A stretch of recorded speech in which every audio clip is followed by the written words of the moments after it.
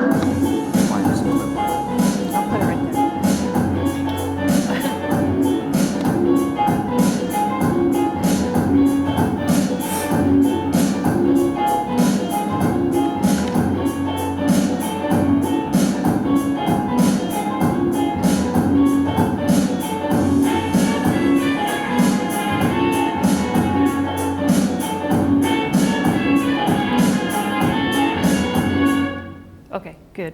Now let's see if it goes to the next one. Let's see. If I just hit the next slide. Okay, so that's a little bit of process video. And the cyanotype process that I use, which blueprints the bicycle, you saw me making a photogram in that picture. The cyanotype bicycle, that process affords me the potential to print native grasses and seeds into the background of my paintings. Let's see. Oh, I'm missing one. Okay, so you can see I'm laying out there. This is big blue stem grasses in the background, and this is a big blue stem seed in the background, and this is a big blue stem again in a very kind of activated background. Grass species that grew on the Llano Estacado pre-cotton farming and pre-Dust Bowl. I'm overlapping the bicycle and grasslands in a way to think about time in a layered progression instead of a linear progression. The past exists within the present, the grasslands of pre-ranching environment and the bicycle of today. The bicycle photogram I think of as a frame for the atmosphere or negative space in the composition. It is just as easy to call these works solar bicycle art as it is to call them landscape painting. I started working with grasses in 2014 for a design competition titled Reimagining Avenue J, Lubbock Downtown Corridor. Flueckiger and myself collaborated on a project titled Pavement to Prairie. We proposed for the project to remove the paved street Avenue J and plant grasslands. Broom snakeweed, big blue stem, stickleaf manzanite. We thought it would be a way to honor the layers of history of where we live.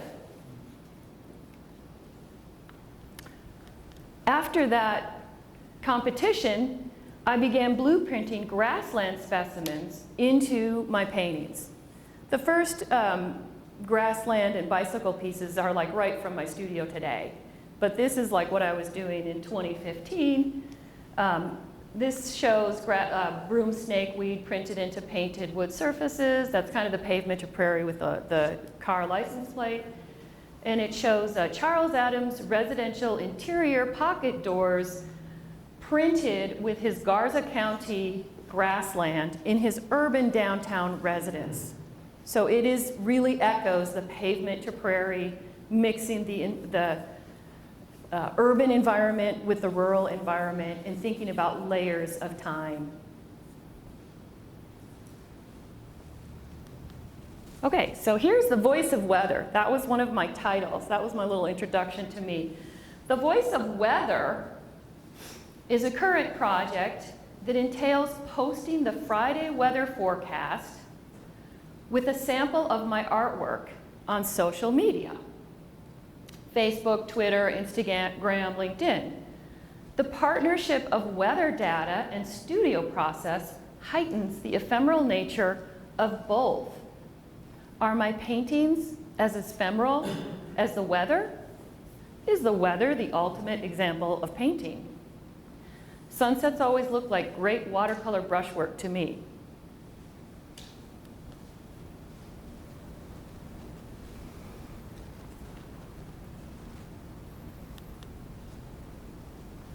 I'm inspired by anthropologist Timothy Ingold's article, Rethinking the Animate, Reanimating Thought.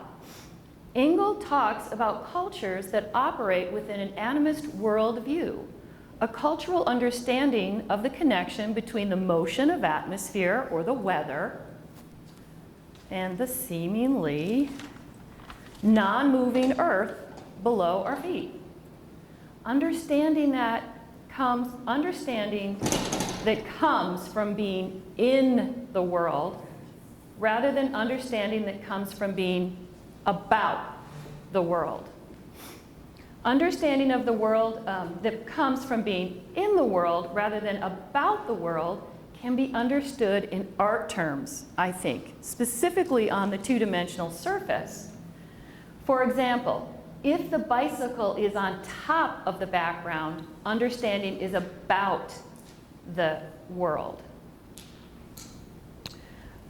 If the negative space shapes the bicycle, the space around the bicycle, if that, like my paintings do that, if the negative space shapes the bicycle and is equal to the bicycle, understanding comes from being in the world and is about the experience of riding the bicycle through the atmosphere.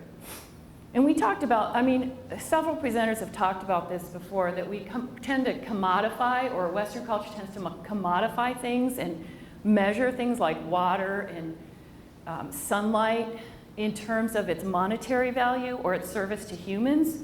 When you're painting and you're working on a two-dimensional surface, you're constantly aware of that negative space. So painters they just inherently have this kind of like sensibility towards atmosphere as something that partners and shapes the subject matter, and a very useful way to shape a subject matter. Okay, so that's that project. In 52 Friday posts on social media, one a year, I got one indication of precipitation. This was just last year. I finished, it was December 31st, and it said drizzle. December 31st, drizzle. 24 of the 52 posts were sunny or mostly sunny. Sun to water ratio, the weather, informs the semi-arid quality of the Llano Estacado. The landscape is not separate from the weather. The landscape is the sun-water cycle. I think about the sun-water cycle. The sun is not separate from water. The sun is what makes the water cycle work. The sun provides what almost everything on Earth needs to go, energy or heat. Heat causes liquid and frozen water to evaporate into water vapor gas, which rises high into the sky to form the clouds that move over the globe and drop rain and snow. Okay. So the voice of weather, this project I'm working on, is played out within the digital environment, quote unquote, the cloud. The cloud is as ephemeral as the daily weather. Posts disappear into my screen immediately after I hit send. This digital environment, like the weather, has no beginning or end, but is constantly moving. What philosophers Deleuze and Guattari use as an example of rhizome theory, a philosophical concept that describes systems with no clear beginning or end. Time and place can encompass present and past. The daily weather report, Wikipedia information on grasslands, and social media posts exist within the same time and location on the cloud, wherever that is. I still don't understand how that works. Okay, so here's John's question that he asked me to think about. Based on your research, what could we do to communicate to the next generation? And I'm going to do the art advocate, the art advocate talk here. I propose art workshops are a powerful way to contribute to the conservation on water. For example, a workshop I've been doing this semester with my students in conjunction with this program is called Drawing the Shape of Water. And it offers students practice reading, writing, and making artistic compositions that imagine the past, present, and future of water.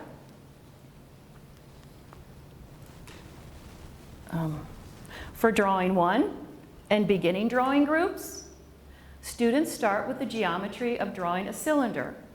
Flat rectangles, ellipses, vertical and horizontal axis lines are used to create volume. We then apply this geometric strategy to our individual water bottles. We just bring it right down to our own backpacks. Let's start talking about water by drawing our water bottles. And it's harder than you think. I have to teach this class and give them grades, so I've got to really get them to do that Italian Renaissance cylinder, linear perspective organization going on. So we learned this.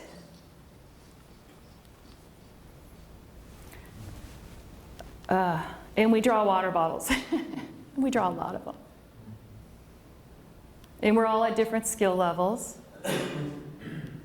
But we want to engage with the magic of creating three-dimensional illusion on a two-dimensional surface. And think about containing water.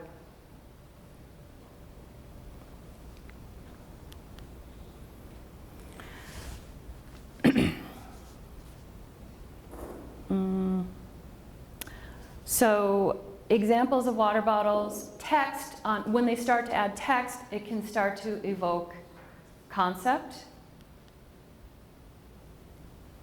There's potential, so they start to think, what else could I do? If they're using color, it can suggest the quality of the water. So we're starting to think about concept now. Ink is a water media and an organic contrast to the geometry of the water bottle that contains it. I do this project with various student groups. They start to understand water in terms of individual, social, regional, global, past, and future. And I'm going to read some, in the upper level classes we do concept drawings, and I'm going to read from some of the things that the students talk about as they're moving forward with drawing the water bottle and moving more into content. This set here is from, the first water bottles you looked at were from my Drawing 1 classes and a workshop with an engineering group. And this set is from my Art, Environment, Sustainability class. So this is by Chance Wells, one of my students, and he says, the Ogallala Aquifer is one of the major sources of fresh water from South Dakota to Texas. The water level is currently depleting significantly faster than it refills. Sarah Drescher, who's here, thank you. In Gilded Water, I painted a water bottle covered in gold. The contrast of material, gold, and shape, water bottle, echoes the discord between the need some areas of the world have for clean water and the resulting plastic pollution. Samantha Herndon, water is all around us, whether we can see it or not, circulating through the buildings we possess and underneath the ground we walk. Water can remain unseen within a landscape. Kylie Elmore. The idea behind my artwork is to show different ways of reusing ordinary objects to create something beautiful. Upcycling junk is one of the most eco-friendly things you can do.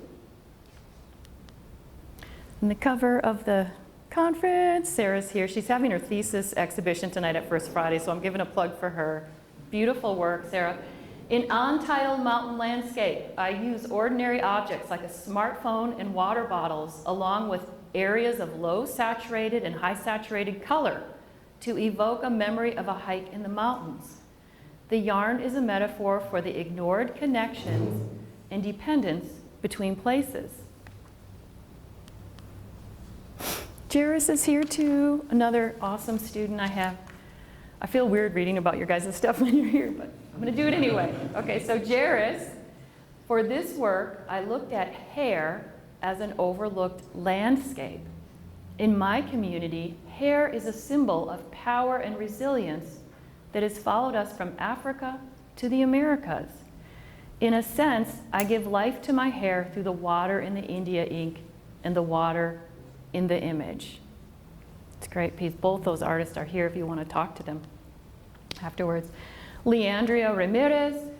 We use our precious water to wash the cheap, unsustainable sweatshop-produced clothing that costs the sweat, blood, and tears of people of color from overseas countries. We sprinkle and scatter our water without worry and overlook the sacrifices that must be made in order to obtain short-lived fashion. Andrea Chaparro. I cannot help but wonder the many times my ancestors not only walked along the river bordering the United States and Mexico border, but also how many times my immediate family crossed the Rio Grande. Vicki Bailey. I considered some of my own experiences with water throughout my life. These are simple experiences: learning to swim, swimming in the Gulf of Mexico, digging for crawdads. A story goes beyond scientific facts. A person's life experience cannot be debated, argued, or politicized. And this is mine. I had to get in on the action with my students because I got so excited about their work. So I did what I'm calling an impossible bottle. I took my solar bicycle art and put it into a single-use plastic water bottle. I also put some grassland seeds in the bottle. It is my ship in a bottle and a terrarium that engages the sun-water cycle. Are we in an impossible situation with depleting water? Or can we, like the ship in the bottle, figure out a way to make it work? When you go to the, if you're going tomorrow night to the opening and you see this fabulous show called The Tap, walk around on the other side. There's a gallery that features all this work that we just looked at, and it's so good in person. I'm so proud of this show, so please take a look if you're doing that part of the conference. Shout out to all those students. My last section today is called Art, Environment, Sustainability. This project, Drawing the Shape of Water, was developed from my course, Art, Environment, Sustainability. Water is a premier topic in the work students make and the resources we study. My own work is mostly, you saw solar powered painting. What is Carol going to do talking about water, with her solar art? But I really do think there's a connection between sun and water, and definitely when I teach art, environment, sustainability, water is such a big part of it. So I'm going to take you through some samples. A sample of the artists and resources we study include John Melvin, an upcycle artist. He calls attention to water via discarded plastic irrigation hosing used in the rural mountain landscape of the western slope and single-use water bottles. He makes large opulent sculpture using discarded plastic. And he's also an activist. He's looking for sustainable futures. We also look at Anna McLeod and Basha Erland, receding glaciers. McCloud lets ice melt in a death ritual. She walks around town until that block of ice is melted, calling attention to global warming. And Erland, what does Erland do? McCloud melts a death ritual, and Erland releases seed-laden ice books back into watersheds. I love Erland's work because it's this real poetic moment when you realize she's making artwork for the river. It's this like non-human moment where she's honoring the water and says it's as important as me. This work is for the water. A lot of times as artists we make it for who's your audience, who's going to come see you play. She's literally making artwork for the water and for the seeds. So I just always pause when I look at her work. Elena Dorfman is a photography we look at, and she totally freaks us out because she shows us the dying, polluted LA River. She has a whole suite of beautiful photographs that are gorgeously stunning. This is beautiful. I would hang this in my house. This is a tragedy. This is the dying LA River. And artists often have this capacity to see the overlooked and put a twist on it that really makes you go, wait, can these, what? You know, you just kind of do a double take. I don't know if we're looking for answers here or we're, you know, involving the conversation, but this is very powerful when an artist is able to take the time to make something, to make a tragedy and something horrible look gorgeous. It's sort of dark. It's not only beautiful, but it's also dark and sad. Daria Foreman, a big favorite, she calls attention to receding glaciers by creating huge pastel drawings of them. She's also a great example of art and science. She traveled with a Project Icebridge, to calculate the receding glaciers. So she was on a team of scientists. Beautiful example of art and science. Another one is Lauren Readiness, Power of Stories About Weather. She's an illustrator, and she has beautiful stories about the weather, from open water ocean swimmers to weaponizing weather. The practice of seeding clouds with silver iodine to make it purposely rain. This was used during the Vietnam War, that strategy. More resources include reading Michael E. Weber, Thirst for Power. I love this book. My favorite quote in this book is when Weber talks about when you turn on the faucet, you use power. When you turn on the light, you use water. It's really key for us to think about interconnection. I mean, I think it's, you know, again, a lot of the dialogue in Western culture, we want to commodify things and we put them in categories and we individualize them. This quote is so beautiful because it's like you can't separate them. They're interconnected. Oh, I didn't want to go forward.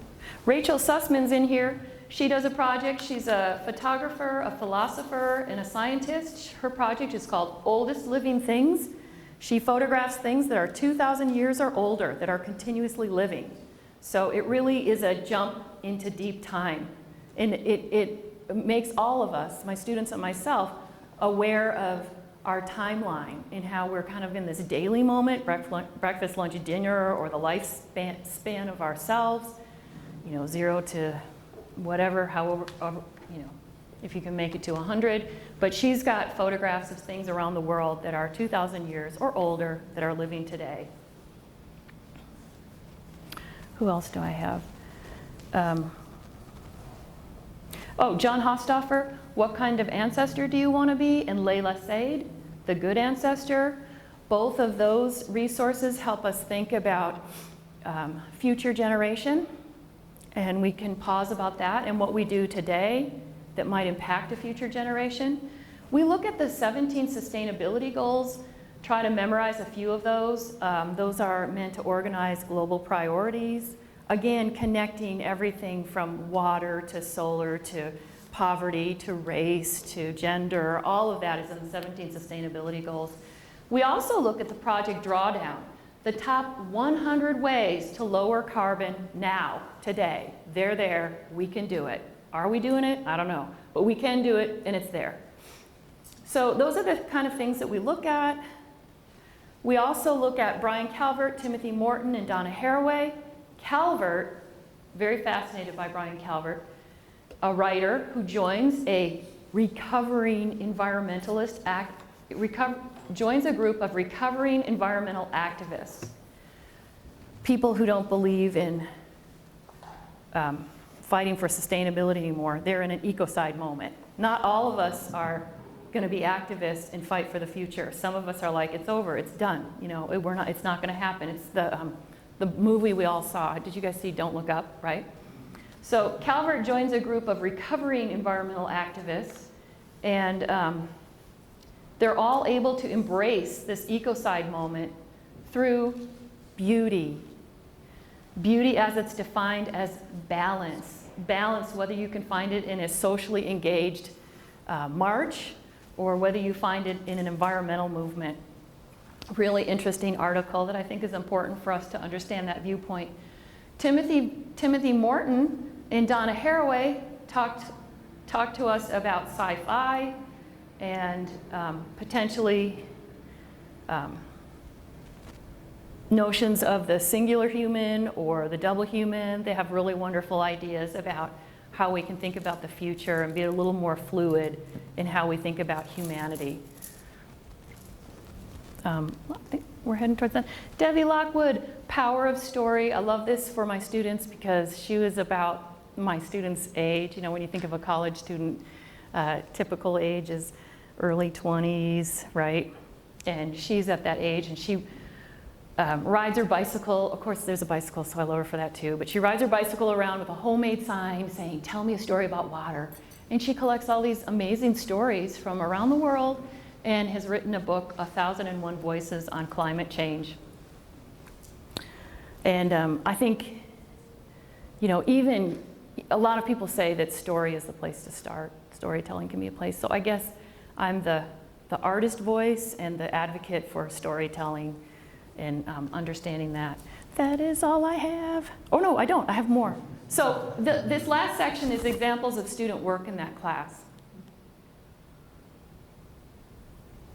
So show the resources and you can look at.